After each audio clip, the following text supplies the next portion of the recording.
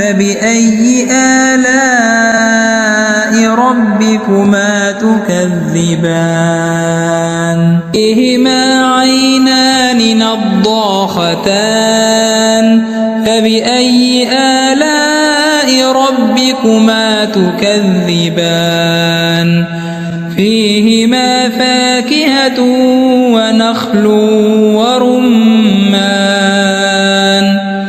فبأي آلاء ربكما تكذبان فيهن خيرات حسان فبأي آلاء ربكما تكذبان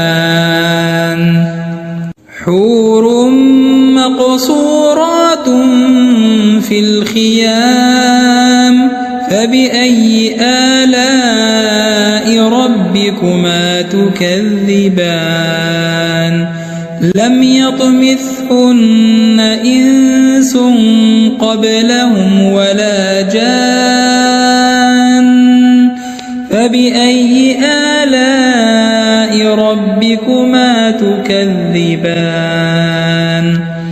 متكئين على رفرف خضر وعبقري حسان فبأي آلاء ربكما تكذبان تبارك اسم ربك ذي الجلال والإكرام. Tak semua orang dapat, tapi semua orang nak.